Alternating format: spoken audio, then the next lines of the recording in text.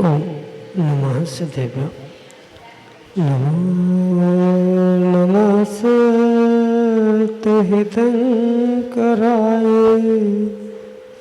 वीराय भव्याम्बुजभास्कराय अनंतलोकाय सुरार्चिताय देवादिदेवाय नमो जिनाय देवादिदेवाय नमो जिनाय। पंच परमेष्टि भगवान की परम पूज्य आचार्य भगवंत गुरुवर विशुद्ध सागर जी मुनि महाराज की परम पूज्य मुनि श्री सुप्रभ सागर जी महाराज जी की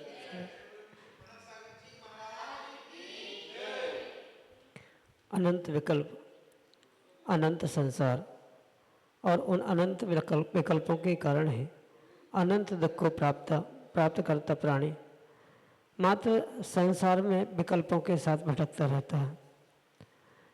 लेकिन जो जीव पुरुषार्थ करते हैं और अपने मन के उठते विकल्पों को समीचीनता प्रदान करके वह उसका सम्यक रूप से समाधान प्राप्त करने का पुरुषार्थ करते हैं तो निश्चित ही वह कल्याण का मार्ग अवश्य प्राप्त कर लेते हैं। परम पूज्य आचार्य भगवंत गुरुवर विशुद्ध सागर जी महाराज के मंगल सभा शिष्य परम पूज्य मुनि श्री सुप्रभ सागर जी महाराज ने हमें वह ऐसी अनूठी विधा प्रदान की है जिसके माध्यम से हम अपने मन के उठते विकल्प को समीचीनता प्रदान करके और उसका सम्यक रूप से समाधान आगम के परिप्रेक्ष्य में प्राप्त कर सकते हैं। क्योंकि जो अनंत विकल्प हमारे लिए संसार का कारण बन रहे थे वे ही विकल्प हमारे लिए अनंत सुख का भी साधन बन सकते हैं। आवश्यकता अपने मन के विकल्पों का सम्यक रूप से समाधान किसी निर्ग्रंथ गुरु से प्राप्त करने की आवश्यकता है और आप सभी के पुण्योदय से वह विधा आपको प्राप्त हो रही है। आप भी अपना समीचीन विकल्प भेजें और परम पूज्य मुनिश्री से उसका आगम के परिप्रेक्ष्य में सम्यक समाधान प्राप्त करने का पुरुषार्थ करें।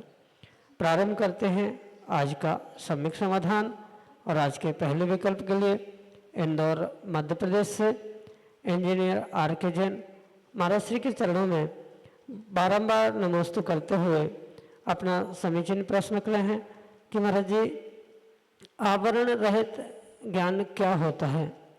हमारे समीचीन विकल्प का सम्यक समाधान करने की अनुकंपा करें। नमोस्तु महाराज जी नमोस्तु। ओम नमः सिद्धम। परम पूज्य आचार्य भगवान गुरुवर विशुद्ध सागर जी महाराज की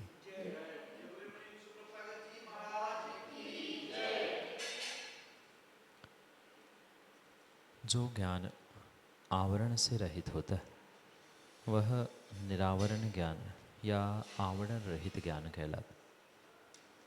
आगम के परिप्रेक्ष्य में दो ज्ञान निरावरित या आवरण रहित कहे जाते हैं, एक केवल ज्ञान और एक सूक्ष्म निगोध या लब्ध पर्याप्तक जीव का पर्याय ज्ञान।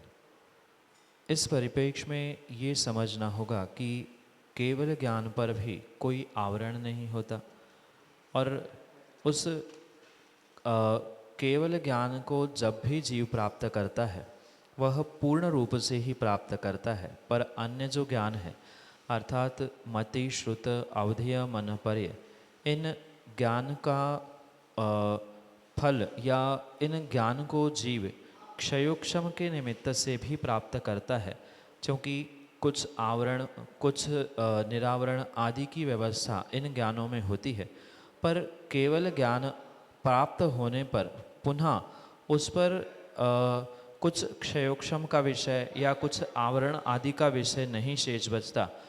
बिल्कुल ऐसे ही जैसे केवल ज्ञान पर कोई आवरण नहीं होता, पूर्ण रूप से केवल ज्ञान प्रकट होता है, अंश अंश से केवल ज्ञान प्रकट नहीं होता, बिल्कुल ऐसे ही जो सूक्ष्म निगोदिया जीवों का लब्ध पर्याक्षर ज्ञान होता है वह भी निरावरण ही होता है, अंश अंश में नहीं अपितु पूर्ण रूप से होता है।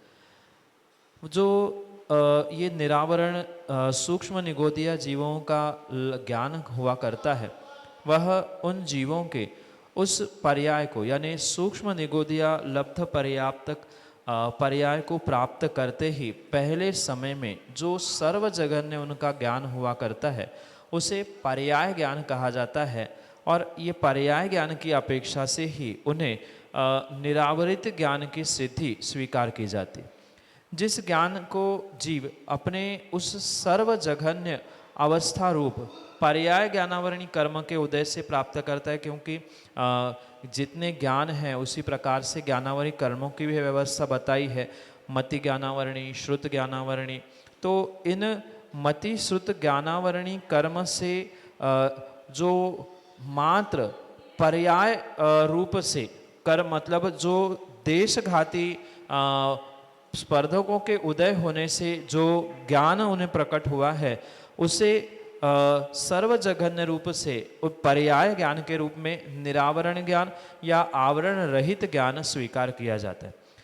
मुख्यतः दो प्रकार से निरावरित ज्ञान को समझना होगा, केवल ज्ञान जो केवली भगवान प्राप्त करते हैं और सर्वजघन्य रूप से जिसे पर्याय ज्ञान कहा जाता है।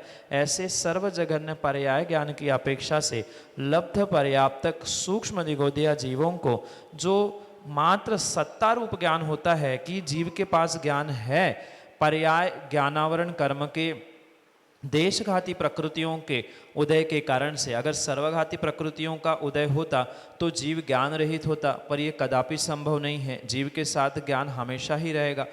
इसलिए जो एक देश स्पर्धकों का या देशघाती स्पर्धकों के उदय से होने वाला उन सूक्ष्म निगोदिया जीवों का ज्ञान है, उसे ही आचार्य भगवंतों ने पर्याय ज्ञान या निरावरण ज्ञान दूसरी अपेक्षा से कहा।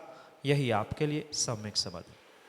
श्रीमती सिम्मी जैन पटना बिहार से महाराज जी के चरणों में बारंबार नमस्ते निवेदित करते हुए अपना समीचीन प्रश्न रख रहे हैं कि महाराज जी मंदिर में वेदी के सामने लोग चिल्लाते हैं, इससे कौन से कर्म का बंध होता है?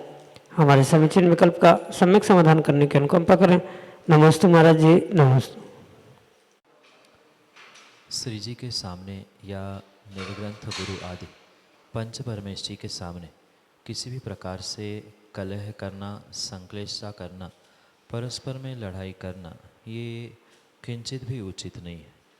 ये हर व्यक्ति जानता तो है, पर फिर भी जब तीव्र कषाय का उदय आता है वह अपने आप को नहीं संभाल पाता और कई बार लड़ाई झगड़े और इतना ही नहीं अपितु बहुत बड़ी हाथापाई भी होते हुए देखने में आती। ऐसे समय पर उन जीवों को ये समझना होगा कि जो ऐसा पुरुषार्थ देवशास्त्र गुरु के सामने करता है, नियम से वह निधत्ति निकाचित रूपी कर्म का आश्रवबंध करता है।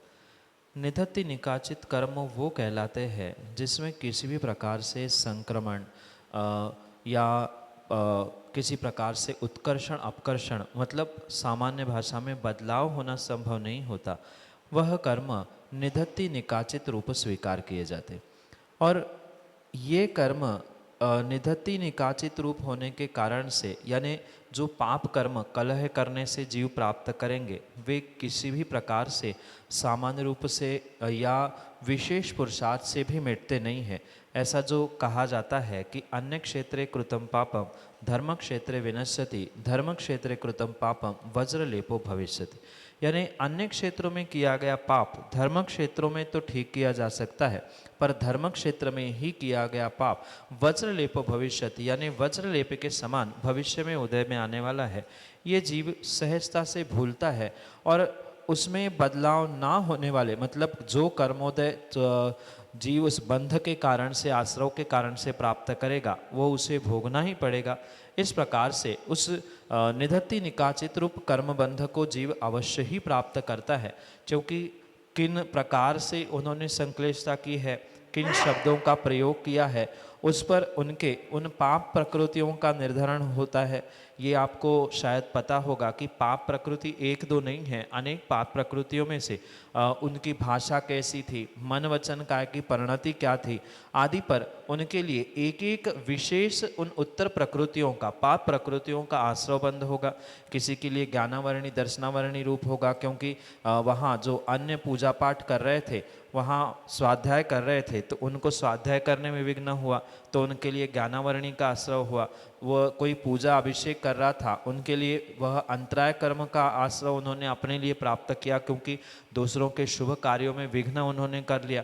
तो एक नहीं अपितु सभी लगभग पाप प्रकृतियों को वह जीव ऐसे विपरीत पुरुषार्थ के कारण से करते हैं, क्योंकि सच्चे देवशास्त्र गुरु की सन्निधि सानिध्य में जो जीव ऐसे विपरीत कार्यों को, विपरीत मन वचन काय के योगों के परिणति को प्राप्त करता है, नियम से दुष्प्रणिधान यानी उन योगों का दुष्प्रणिधान दुरुपयोग करने के कारण से वह अनेकानेक पाप प्रकृतियों को प्राप्त करता है।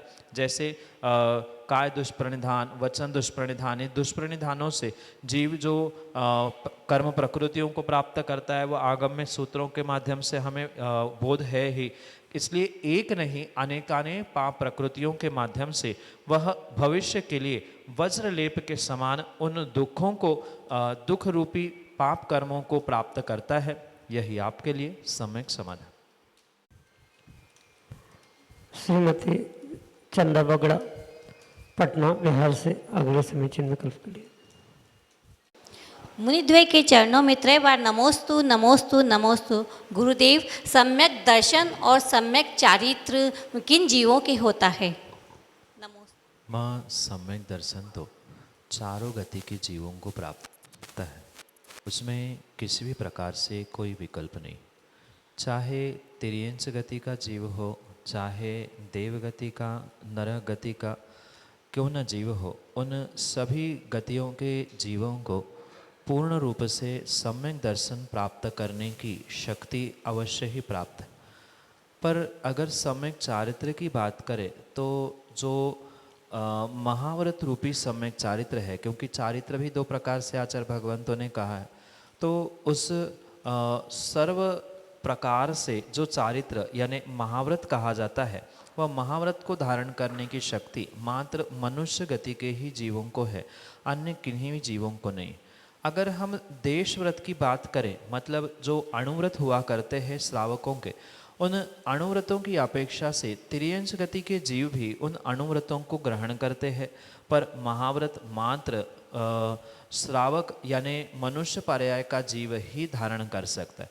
तत्वों का जो श्रद्धान है वह सम्यक दर्शन कहलाता है, और 13 प्रकार के चारित्र को प्राप्त करना वह सकल चारित्र, और जो 12 श्रावकों के व्रत कहे हैं उन 12 व्रतों को धारण करना ये देश चारित्र कहा जाता है।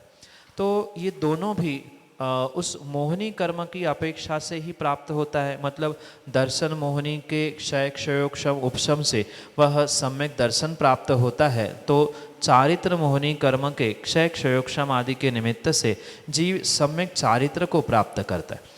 तो अगर हम गति की अपेक्षा से समझें तो सम्यक दर्शन चारों गति के जीव को प्राप्त होने की संभावना है। संभावना इसलिए कि जैसा जीव का कर्मों का नियोग है, वह उस नियोग उसके स्वयं के पुरुषार्थ के अनुसार कार्य होगा, क्योंकि चारों गतियों में अभव्य जीवों का होना संभव है। अभव्य जीव किसी प्रकार से सम्यक दर्शन को प्राप्त नहीं करेगा, जो भव्य होगा वही सम्यक दर्शन प्राप्त करेगा, और जिसने सम्यक दर्शन प्राप्त किया है वही भविष्य में सम्यक चारित्र को प्राप्त कर सकता है। सम्यक दर्शन के अभाव में कोई भी चारित्र सम्यक चारित्र नहीं हो सकता, और वह आत्मा के कल्याण के लिए साधन नहीं बन सकता। जैसे कोई मिथ्या दृष्टि जीव जिसके पास सम्यक दर्शन नहीं है, वह सम्यक दर्शन के अभाव में सम्यक चारित्र को नहीं अपितु मात्र चारित्र को तो प्राप्त कर सकता है, पर सम्यक चारित्र को वह प्राप्त नहीं कर सकता। इसलिए गति की अपेक्षा से सम्यक दर्शन चारों गति में होता है, और मनुष्य गति में सकल चारित्र और त्रियंश गति में एक देश चारित्र प्राप्त होता है। अन्य भी अपेक्षाओं से इनका वर्णन किया जा सकता है, पर गति की अपेक्षा से यही आपके लिए सम्यक समझ। पटना बिहार से ऋचा जैन अगले समीचीन विकल्प के लिए। नमोस्तु गुरुदेव, नमोस्तु गुरुदेव, नमोस्तु गुरुदेव। गुरुदेव, अगर शरीर की अस्थिरता के कारण अगर ध्यान मुद्रा ग्रहण करके सामायिक नहीं कर पाते हैं तो क्या करना चाहिए? माँ, सामायिक और सामायिक के लिए मुद्रा ये मायने तो रखता है, पर इसका मतलब ये नहीं है कि कोई व्यक्ति लंबे समय तक एकासन में बैठकर ध्यान मुद्रा में बैठकर सामायिक करना चाहे और शरीर के हीन सहनन या अन्य कारणों के निमित्त से अगर वह पुरुषार्थ नहीं कर पाए, तो इसका मतलब ये नहीं है कि वह सामायिक करना छोड़ दे। क्योंकि सामायिक करने से प्रचुर मात्रा में कर्मों की निर्जरा होना श्रावक और साधु इन दोनों के लिए स्वाभाविक रूप से कही है। तो ऐसी स्थिति में माना कि उत्कृष्ट विधि से वह सामायिक नहीं कर पा रहा, मतलब श्रावक हो साधु हो, उन दोनों के लिए एकासन से ही बैठकर ध्यान मुद्रा में बैठकर सामायिक करने का उत्कृष्ट वर्णन प्राप्त होता है। पर माना कि उत्कृष्ट विधि से कोई कार्य जीव नहीं कर पा रहा है, तो कम से कम मध्यम, और मध्यम नहीं तो कम से कम जघन्य प्रकार से उन कार्यों को वह निष्पादित करते रहे, ऐसा भी आगम का वर्णन आचार्य भगवंतों ने हमारे लिए प्रतिपादित किया। इसलिए ये विकल्प ना पाले कि हम एकासन से नहीं बैठ पा रहे हैं या ध्यान मुद्रा में लंबे समय तक नहीं बैठ पा रहे हैं, जैसे बने जैसा आसन लगा सके वैसा सामायिक करने का प्रयास करना होगा। क्योंकि 100% सबकी एक जैसी सामायिक हो ये भी आवश्यक नहीं है। इसलिए जैसा बने वैसा सामायिक करने का प्रयास करें। माना कि 10 मिनट आसन लगाने की शक्ति है, इतना तो हमें अभ्यास करते करते समझ में आता है कि 10-15 मिनट हम एक आसन से बैठ सकते हैं। तो 10-15 मिनट बस बैठे, पुनः 15 मिनट बाद आसन बदले, पुनः 15 मिनट बाद आसन बदले। तो इसमें करने में दोष तो है, पर सामायिक छोड़ने जैसा दोष नहीं है। क्योंकि जैसे कोई व्यापारी होता है, बहुत सारा अगर उसको फ़ायदा दिख रहा है तो थोड़ा बहुत नुकसान वो सहन कर लेता है। बिल्कुल ऐसा ही है कि सामायिक के माध्यम से आप बहुत सारे पुण्य को और बहुत सारे कर्म निर्जरा को जब प्राप्त कर रहे हैं, तो कुछ अंशों में जो शरीर के या काय योग के माध्यम से जो परिस्पंदन होते हुए कर्माश्रय हो रहा है वो ठीक है, क्योंकि अशक्य अनुष्ठान है। अशक्य अनुष्ठान मतलब संभव ही नहीं है। अगर कोई व्यक्ति ये सोचे कि नहीं हम करेंगे तो उत्कृष्ट ही करेंगे, जघन्य रूप से करेंगे नहीं, तो वो जीवन में कभी अच्छे कार्य सामायिक आदि कर ही नहीं सकता। तो कुछ नहीं से कुछ सही, यही बात हम ध्यान रखें कि कुछ नहीं कर पा रहे तो कुछ तो कर पा रहे हैं, हम पुरुषार्थ कर रहे हैं, या ये भी कह सकते हैं हम सामायिक करने का भी अभ्यास कर रहे हैं। नहीं करने से तो ये बहुत अच्छा है कि हम कुछ करने का प्रयास करें। आज हमारा अभ्यास आने वाले समय में हमारे लिए एक विशेषता को देने के लिए निमित्त बन सकता है, और धीरे धीरे अभ्यास करते हुए शक्ति बढ़ेगी। आज हम सोचे कि आज ही हम पहली बार सामायिक करें और 1 घंटे एकासन में बैठ के करें, तो वो कतई संभव नहीं है। पहले 5 मिनट, फिर 10 मिनट, फिर 15 मिनट, आधा घंटा, फिर 1 घंटा, ऐसे अभ्यास करते करते ही, पुरुषार्थ करते करते ही उसका फल आपको विशेष रूप से प्राप्त होगा। इसलिए यथासंभव अपने आसन को बदलते हुए सामायिक करते रहे, सामायिक को करना छोड़ मत दे, और मन की ग्लानि को और कर्म जो उस मतलब आसन बदलने के कारण से कर्मबंध हुआ है, उसके लिए निर्ग्रंथ गुरु से फिर कभी प्रायश्चित लेते हुए उससे भी बचने का प्रयास करें। यही आपके लिए सम्यक समझ। अर्णव जैन पटना बिहार से अगले समीचीन विकल्प के लिए। नमोस्तु गुरुदेव, नमोस्तु गुरुदेव, नमोस्तु गुरुदेव। गुरुदेव, मेरा प्रश्न ये है कि हम अपने घर में भगवान की तस्वीर की पूजा कर सकते हैं कि नहीं, और क्यों? बेटा, फोटो की पूजा करना, फोटो को अर्घ्य चढ़ाना, फोटो की आरती करना, ये हमारे जिनागम में जिन धर्म में स्वीकार नहीं। ये सत्य है कि माना कि व्यस्तता के कारण से आप प्रतिदिन मंदिर नहीं आ पा रहे हैं और पूजा पाठ नहीं सीख पा रहे हैं, पर इसका मतलब, इसका अर्थ ये नहीं है कि जो आगम में निषेध को प्राप्त है, यानी जिसके लिए साफ मना किया है, ऐसा कार्य करना ये किंचित भी उचित नहीं।